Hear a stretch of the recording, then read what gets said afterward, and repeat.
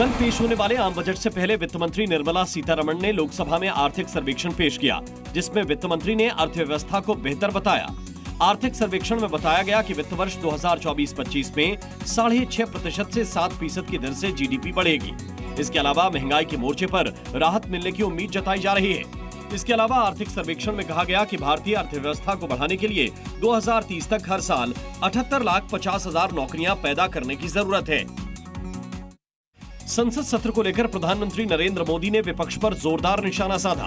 PM Modi ने कहा कि पिछले सत्र में विपक्ष द्वारा लोकतंत्र का गला घोंटा गया था।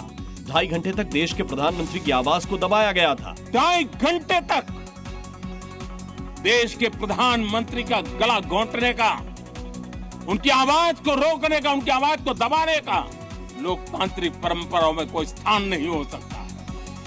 इसके अलावा पीएम मोदी ने विपक्षी दलों को सकारात्मक राजनीति करने की सलाह दी।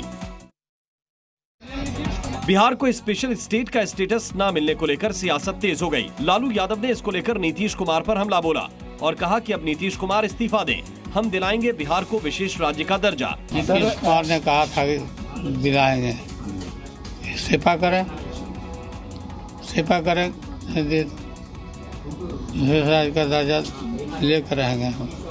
विपक्ष के आरोपों पर केंद्रीय मंत्री गिरिराज सिंह ने पलटवार किया और कहा कि जब लालू यादव केंद्र में थे तो क्यों नहीं दिला पाए स्पेशल स्टेट का दर्जा। लालू भैया, आप चाहते तो दिला सकते थे, लेकिन आप तो उस समय कांग्रेस के गोद में खेल रहे थे। संसद के मानसून सत्र की शुरुआत ही सियासी घमासान से हुई। मुद्दा था नीट परीक्षा में हुई गड़बड़ी का। एक के बाद एक विपक्ष के कई नेताओं ने सीधे केंद्र सरकार को घेरा और दावा किया कि हर परीक्षा में व्यापक स्तर पर धांधली हुई है। There are millions of students in this country who are extremely concerned at what is going on and who are convinced that the Indian examination system is a fraud. शिक्षा मंत्री धर्मेंद्र प्रधान ने विपक्ष के आरोपों पर जवाब दिया और कहा कि बड़े स्तर पर पेपर लीक के सबूत नहीं हैं। There is no evidence of paper leak in last 7 years in any numbers. सरकारी कर्मचारियों के आरएसएस के कार्यक्रमों में जाने पर लगी रोक हटाने के फैसले पर जहां विपक्ष मोदी सरकार पर हमलावर है, तो वहीं आरएसएस ने इस फैसले का स्वागत किया और कहा कि सरकार का फैसला लोकतांत्रिक व्यवस्था को शक्ति देने वाला है। इसके अलावा असदुद्दीन ओवैसी ने भी इस फैसले पर सवाल उठाए हैं।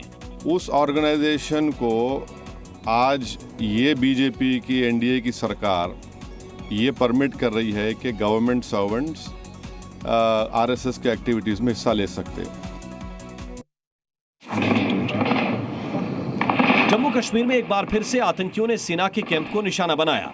राजौरी में आतंकियों ने सेना के कैंप पर हमला किया, जिससे सुरक्षा बलों ने नाकाम कर दिया। दोनों तरफ से लगातार फायरिंग हो रही है। सूत्रों के मुताबिक एनकाउंटर में एक आतंकी घायल हुआ है।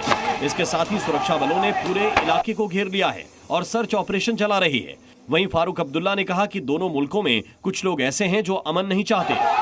अफसोस की बात इस बात का है कि दोनों मुल्कों में ये कुछ ऐसे लोग हैं जो नहीं चाहते हैं कि अमन आए।